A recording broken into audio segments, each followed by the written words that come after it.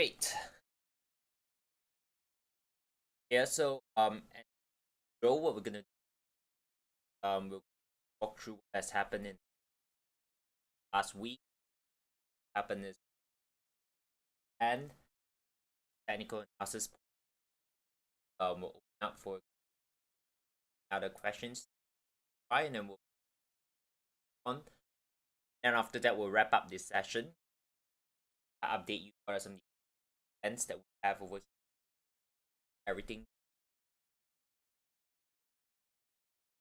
So let's look last week then. Okay. Last week events calendar, I think I mentioned that have a lot of I think more specifically some just best price index. Okay, and if you actually follow that data came out at worse than expected, pressure probably started to ease. And that that had to be hiking. Did see kind of weak. Like, that was I think our last week. Look at this week, actually more active in a way that more definitely Monday is usually quiet. I'll be able expected to hike it. Then we have Wednesday expected to hike another 5. That on Friday we have and very interesting Friday. Banks are having holiday, whereas the US is having a very important. Very interesting because I would say this Friday's very generally markets are so you can't get a see Europe is A side is closed. The US trade are probably their NFP data is really liquidity definitely low. Potential new trade price out and some slip around.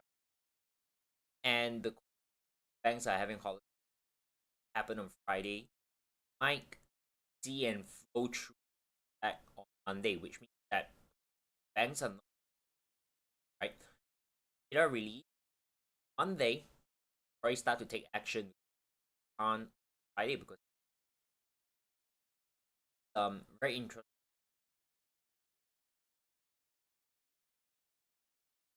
comes up. Right. So with that this week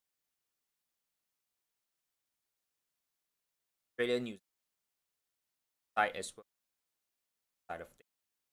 Have that in mind as get some develop your plan for the week. So let's jump index first. So the dollar index actually back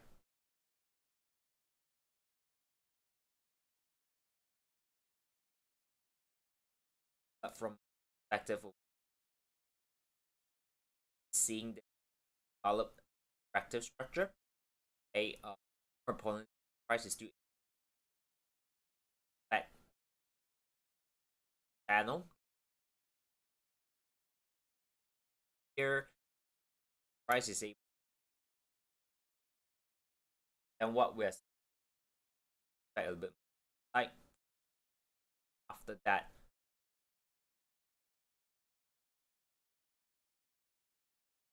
Right. So here right price can attractive structure over back up.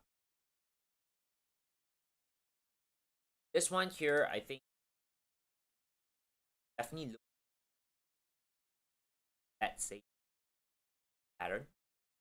or if you're other thing up first, okay, and then active structure. That's my plan on the DAX. Like depending how this. So with that said, okay, I bounce off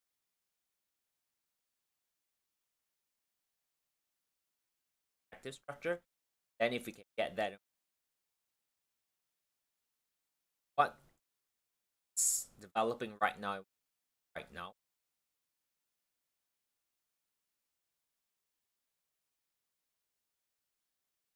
what can turn out next structure, and if that's the case, eventually active cross structure. But if there's gonna be a structure, I think as relative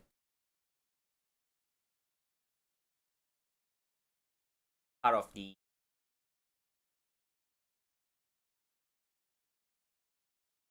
definitely gonna back to new be developed from. Okay, I'll just remove some of this. I think pound dollar here as well. I think because of okay, can't give update the structure. But just be careful. You know, I don't think long term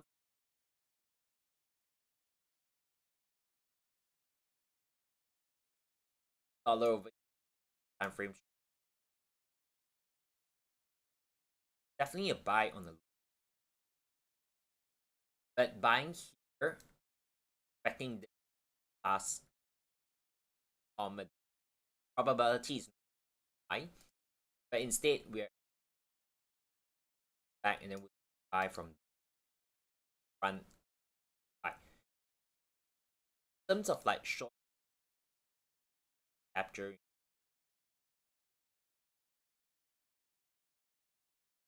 back, okay, back down to the forward chart. Ideally break and corrective structure, get that corrective structure we last Friday, but today the market kind of rejected up. Now here probably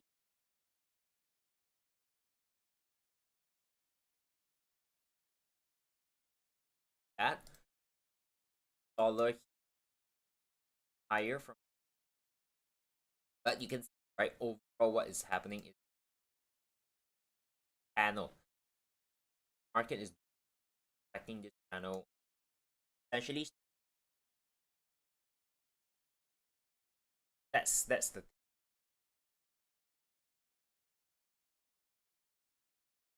okay. Okay, yeah, so that's the part where we're expecting a downside from there.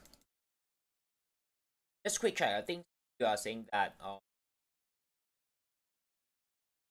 tag is all a fine, right? We adjust it a little bit. Yeah, okay, can good. Yeah, so now should be better, I think. Okay, so going back to Aussie dollar over here, just now we did mention that basically this is still developing quite correctively as long as it's within this channel over here. And right now, if we were to update this a little bit with a FIPS, right, with this move up, there's a good chance we may see a bigger three-wave structure that looks something like that.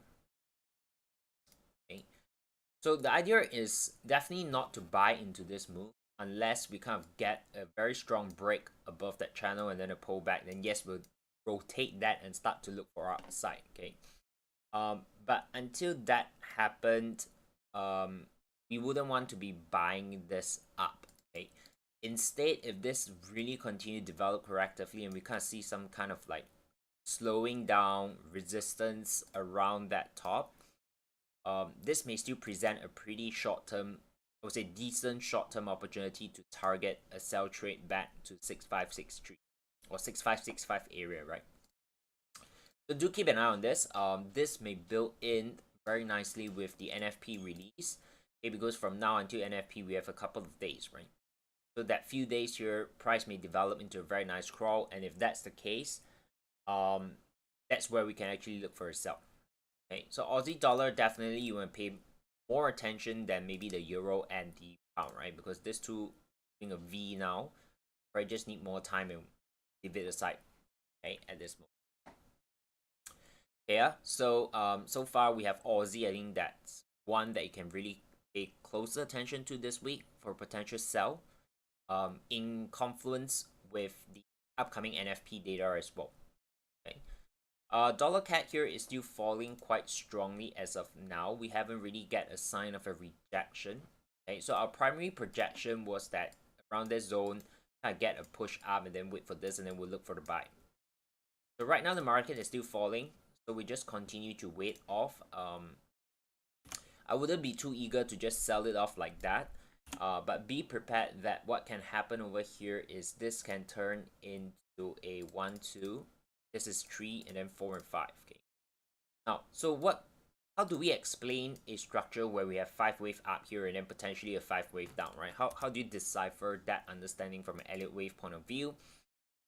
Is either, okay, this 5 wave up here is a bigger nth of a certain move, and this 5 wave down is the start of a new move, right? So usually if you get 5 wave up, 5 wave down, means this is the extreme peak. Okay, or what can also happen over here is that this 5 wave down is a bigger A. Okay, and then you have a 3 wave move up and then another move down, complete the ABC on a bigger scale of things. So again, you don't have to overcomplicate it. Okay, you don't really know exactly which is it to actually trade it. But the idea here is that if this is coming down pretty impulsively, naturally you wouldn't want to be buying it. Okay? And you don't want to be selling it here immediately, right? So what you want to do is you probably want to wait for a pullback. If you can get that pullback, then looking at this as a 1, 2, 3, 5, be taking this down, right? At least for the short term. Now for me, one of the guiding principles for wave 3 is that it needs to hit the 1618, which I think by today you can see that move here kind of had that, right? So that's where we can kind of start to project, okay, this would potentially turn into a 5 wave structure to the downside. Okay, so what you would want to do right now, I'll update this as we speak. Okay, so based on a 5 wave structure, this is an invalidation level because wave 4 can never retrace more than back towards wave 1 territory, right? So that becomes the invalidation idea, and we want to then wait for a decent corrective pullback, and then we can look for a downside. Okay, so some confluence over here is, of course, we can have fips for our target in terms of a short-term sell for 5th wave. We can also utilize some very simple support resistance in the past for some key levels target. So for dollar Canadian, after today, okay, tomorrow morning we'll probably update this and say we wait for this pullback. If it's going to be a corrective structure, we can look for a sell. Cool. Okay, and of course we can use a little bit of fips for wave 4, but now it's a little bit too early because this can still come down a little bit more, right? So just rough estimation of a projection. Wave 4 usually comes back towards 382, 236. That will be the area that wave 4 usually beats. Then we'll look for that sell. Okay. So again, this one here, I don't think you will get it tomorrow or so because we are on a forward chart. We're looking at swing trade. For this sell trade, probably gonna get it maybe I would say closer towards like NFP as well, or even maybe on Thursday. Okay. Now we're seeing a little bit of a dollar strength because if you're following on crude oil news, over the weekend, Russia and the OPEC actually decided to cut the production supply. So basic economics, supply drops, demand stays constant, then price would go up. Okay. So actually oil kind of rallied quite significantly this week. as the market open, and therefore the Canadian is seeing strength there as well because of that correlation between CAD and crude oil. Right, so that's my view on the Canadian. Short term, just be patient. If you can get a decent pullback, complete the wave 4 structure, we'll look for the sell. Okay. Now, dollar yen is definitely one pair that I think the near term, maybe tomorrow or even Wednesday, you might get a potential sell trade. Okay, right now we are seeing divergence already building up. Okay, we're seeing a very nice little cross structure over here. We do have some fake confluence. We have a 5-wave move down. This potentially the B wave of it.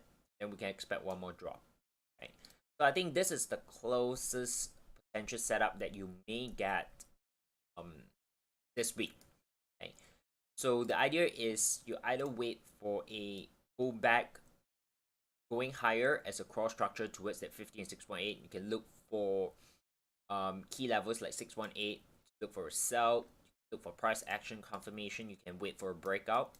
Okay, whatever it is that fits you. Okay, if you're very conservative, of course your invalidation level, the stop will be around 137.90. But if you find that is a bit too wide, okay, if your stop loss you find that is a bit too wide, what you can do is you can actually utilize the 786 as a potential stop as well, right? So that we're gonna put you around 136.15 or 136.20. Okay, so that's on dollar yen. Definitely one of the pairs to pay very close attention to. Gold. So we were anticipating kind of a triangle, and so far the price seems to be doing that very nicely. If this is going to be a triangle, we may have completed that day. Okay, so we have like 1, 2, 3, 5, which is A, B, C, D, E. And based on that, we can see it as a 1, 2, 3. This triangle is wave 4, and then we expect another back up. Now, let's say, let's just assume now it's more or less completed, right? Looking at how the price is developing, and safely say that this may have completed. If that's the case, right, then what will happen over here is that we can start to project, where would wave 5 potentially end? One of the simplest way to look out for is to use the fib. Okay, so we can measure, from wave 1 to wave 3, map it to wave 4. Usually the range that we first look out for is somewhere between 382 and 618 extension. Okay, so it's around this zone. What would happen over here is, of course, you can look back, right? Some of the key highs is around that zone as well. It's a pretty wide zone, right? From 20.28 to 20.77, so that's like almost $50 of range. So wave 5 is usually a little bit difficult to project where it potentially can end. Wave 5 can also be a little bit more extended. Okay, especially if wave 3 is super extended, wave 5 can be a little bit longer as well. Okay, so do keep an eye on this. For me, to have a buy trade entry based on a triangle is a little bit straightforward. If you're trading this pattern quite conventionally, right, what you'll be looking out for, if let's say I'll just update this a bit, right, you'll be looking for the break of that trend line, okay, which may happen maybe by tomorrow or so, right? So you can see the trend line over here. Okay. So if we can break above like 1989, or you just add in a bit of spread, right, 1990, if the price can break that, then potentially this triangle may have completed, may have been done, and it's ready to move higher. Okay. Now, if you're a bit more conservative, of course, you just wait for the break, wait for the corrective pullback, and then you take the trade from there on. Okay. So I think gold may be quite interesting this week. Definitely one of the instrument and opportunity to pay a little bit more attention to. And then after that, we have crude oil. Okay, so just now I briefly mentioned, right, we have a news coming in on the weekend where OPEC and Russia actually cuts production. So oil jumps quite significantly. Okay, if you're looking at the futures market, it opens like 10% upside with a gap. Okay, and of course Jerome Powell kind of came and mentioned, give a commentary as well, talking about OPEC and such. By doing that, pushing oil prices up, energy prices up, it's going to continue to put pressure on inflation. Okay, but of course, a lot of geopolitical stuff happening, right? So we just trade wherever it is, right? When we see this move up here, very high chance this is a wave 3. So as we then expect here is a wave 4 will be here. Invalidation, of course, is the start of wave 1. And if we can get a decent corrective pullback, then start to look for buy, trade, upside for crude oil, okay? And even from a technical point of view, okay, we can see that from this very peak in the past, we have like 1, 2, 3, 4, and 5, right? So this may give us a bigger ABC. Okay, so I'm bullish on crude oil at least for next few weeks to even maybe the next 1 or 2 months. Because we're looking at this structural development. If this is a 5-wave up, okay, next 3-wave pullback would probably be an ABC, and then we'll see another move back up, right? So do look out for buy opportunity on crude oil. If you're not actively trading on crude oil, then translate that to maybe the Canadians. I don't think you're going to be focusing on dollar CAD as a sell unless we get this, right? We definitely can still look at a sell. Then you'll be also kind of playing a part in crude oil play. The other one to look for buy on the Canadian would probably be some other pairs other than just the dollar, because dollar again is by itself is kind of like in a crossroad transition, right? So you want to pick one that is maybe weaker, okay, relative to CAD. I don't really look at some of those charts, but you very quickly scan through. Where is it? Euro CAD may be a good opportunity. Okay. Pound CAD probably not so much, right? The Euro CAD may be a good opportunity to be looking for the sell. Okay? I think to me that's like the clearest, other than the dollar CAD side of things. So if you like to play in on the crude oil side on Canadian, that's where you can look out for. Okay, S&P, I think there's still a little bit more upside. If you're not buying already, okay, I think for those of you who managed to got involved in kind of a breakout over here, we kind of talk about it. Even slightly earlier, some of you managed to get in. Just hold on to that trade. If you're not in, don't buy here. Wait for a pullback, and then you can look for. Is this gonna be a true bottom, and then the S&P is gonna just hit higher and higher and higher? Right now, we don't really have that kind of high probability yet, because the market is still basically in this channel, right? We don't want to sell it, okay? But if the market couldn't break out of certain key levels, like, if this comes back and then just this continue to go higher and still respecting this channel, and more importantly, we have this top here, we may still see this drop, okay? At least for the long run, right? So if you're trading, then not so much to worry about, because you'll just be following up, updating your analysis, flowing with the market. But if you're doing long-term investing, then of course, mentally be prepared that this may not be the final bottom, right? So things are a little bit tricky because of many aspects in terms of macro that we need to take note of, right? It's not just about inflation right now, but it's also potentially the banking crisis that's affecting a lot of all these things. So short-term trading, swing trade and such, wait for a pullback. You can wait. You can look for another upside for S&P. Okay, yeah. Just very briefly talk about pound Australia. We've been waiting for this for some weeks, if I'm not mistaken, like 2-3 weeks. Okay. Finally we get a strong push down. Okay, and again, this doesn't mean you immediately sell it here. Of course, if you're doing the breakout, you'll probably be in the trade already with profits. But if you're not doing the breakout, then what you do here is you wait for the pullback. Okay, you wait for a corrective pullback, and then you look for the sell trade. The downside is great. Okay, the downside is definitely very interesting to keep an eye on. Okay. If I were to take just a simple fib, right, from swing high to swing low, you can see we have very nice confluence at 618 at this level. Even if it doesn't go there, back to that 50% mark, that range of opportunity is definitely worthwhile. Okay, so I think just want to highlight an additional one here for you guys. Do take note of the pound Australia. Okay, yeah, so those are some of the things to take note of. I think you're not short of opportunities, right? We have like Aussie dollar to keep an eye on, dollar cat to keep an eye on, dollar yen potentially is set up coming in tomorrow, Wednesday. Gold as well, potentially tomorrow, Wednesday. Okay, if you're looking at a triangle trade. And then of course pound Australia potentially within this week. Okay, maybe Thursday or Friday we might get that trade. Yeah, so quick one.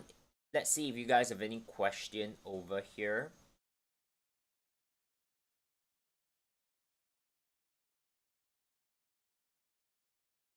Okay, one of you is asking about Aussie New Zealand, right? Let's do a very quick check on that. Yep, Aussie New Zealand, I think this was an analysis that I did, I think a couple of weeks back as well. Overall, this is the structure we're seeing. Okay, we kind of have a 5-wave up ABC, a 3-wave pullback coming back close to this area.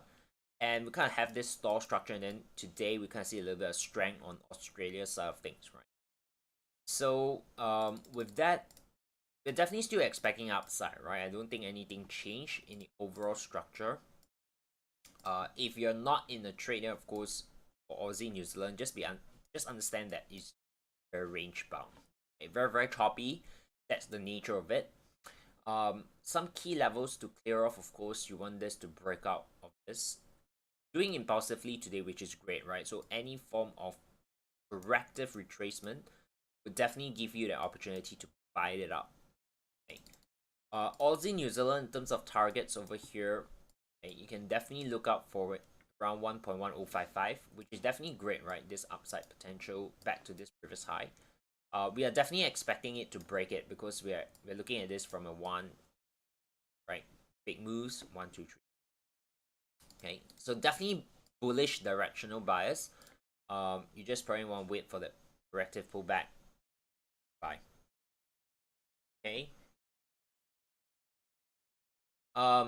Canadian yen also upside.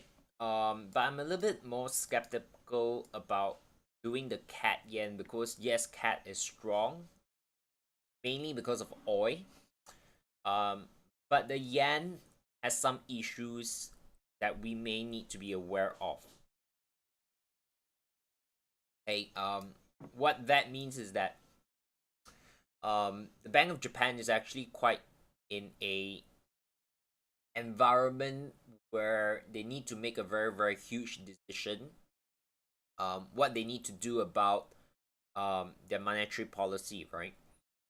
And yen again has a very very unique role to play in the currency world because it's what we call a safe haven asset in a way. Or some traders who do carry trade is their funding currencies, right? Which means the interest rate is so low that they will just borrow the yen and then do investment elsewhere. But if the Bank of Japan eventually start to shift their monetary policy from very low interest rate environment, printing a lot of money, tightening, it will change the entire flow, and the yen may see significant strength coming in, right? And that would mean if yen strengthens, yen pairs would drop. So at yen, if you're looking to play out on the crude oil side of the story, it may not be the very very best pair here. Okay? So with that in mind, if you take a look at CAD yen independently, right? That means without any of the other perspective from the market and just purely based on technical analysis. Okay, this little move up is definitely very impulsive, right? No doubt about it. This move down before the impulsive push is corrective in nature, right? And some things to note, right? This corrective nature adds in with this previous bottom, so kind of double bottom as well. So very very nice confluence. We get this box. Okay. I don't trade the CAD yen. I think a couple of weeks back, some of you actually asked about it. I remember we did mention briefly. Okay, if you manage to catch it, then that's great. But if not, then right now you can see we are doing a little bit of a crawl. Okay, if I bring in my RSI, you can see that the divergence is building up. So definitely not a buy here. But if let's say what we get from here on is a very decent kind of corrective structure, it may not come back to 50. It might be a shallow correction. That would be another move to the upside, and then this would be the target to look up for. The reason is because if you take a look at it from a larger time frame perspective, this move up after the correction, this move up may simply just complete this 1, 2, 3 as maybe a regular flat, and we can get one more drop, right? And that may be the yen play. Okay, so that's my view on the Canadian yen. Of course, you know, this drop here is still some time away. We don't need to overly worried about it if you're trading. We're still gonna be like, you know, trading week to week, right? We're gonna update our analysis week to week. We're gonna flow through with the market. So for now, this is this is what we see. We expect a little bit of a pullback. Ideally, we want it corrective, and then we can look for one more upside. Okay, yeah. It may not come down to 50, right? Because right now 50% retracement seems a little bit deep. The fit again is for reference, right? So maybe this pullback here may just end around 38.2 to 50, and then we'll look for upside from there on. Yep, so that's on the CAD yen. Yeah, so I hope that's clear. Good. Any other questions? Okay, if you have, you can just simply type it in. And then at the meantime, I'll just do a very quick sharing about a upcoming event that we're gonna have over here in Kuala Lumpur in KL. Okay, this one here, as you can see, the poster is gonna be in Chinese. Okay, this workshop is an offline event. It's a physical workshop, but it's gonna be conducted in Mandarin, right, in Chinese. It's gonna happen on the April of the 15th of April. Okay, so it's Saturday. It's gonna be from 3 p.m. to 6 p.m. We'll be discussing and talking about banking crisis, right? So of course, if you're being aware of what's happening, not only in the U.S. but Europe, German, Swiss as well. You know, we have been seeing some banks facing issue. Okay, so we'll be talking about this, and of course we'll be exploring in terms of like during such environment, is it still a good time to be trading? Is it still a good time to be investing? If it is, what are some of the opportunities to capitalize on from this kind of fear environment and panic? Okay, so if you're in KL, okay, and of course if you can't understand Mandarin and Chinese, then we'll be more than happy to have you joining us for this particular workshop. To register an RSVP for it, okay, do reach out to the support team from Everything Trading. Okay, so what you can do is, again, we always share that you just need to WhatsApp them. Okay, so in the event you don't have their WhatsApp number, they'll actually post it up into the chat for you. Okay, honestly, you can just save that, right? Because every week we kind of talk about the WhatsApp. So you can save that contact. So anything in the future, you know, any event, any inquiries, you can always reach out to their support team directly. If you're watching here on my YouTube, do go to the link below in the description box. You can actually see that I have put in a WhatsApp link as well. Okay, so you can actually click onto that, and it will redirect you directly to the Everything Trading support. Okay, so that's the one. Okay, so in April, we have a couple of offline events. But April here, we are focusing a little bit more on the Mandarin Chinese speaking workshops for the offline. Okay, and of course, as usual, every Monday we run a online market analysis session. Okay, yeah. So yeah, if there's no questions, I think that's all from me for today. Okay, so a couple of decent opportunity definitely to keep an eye on. Okay, and of course, we have many central banks important news coming in this week, so definitely want to keep an eye on it, be aware of it. Okay, and if you're doing news trading, that also gives you some opportunity to look out for it. Yeah, so yeah, that's all from me for today. All the best to your trading for this week here, Okay, gender reminder, manage your risks, and see you guys in next. Okay, so see you guys. Bye bye.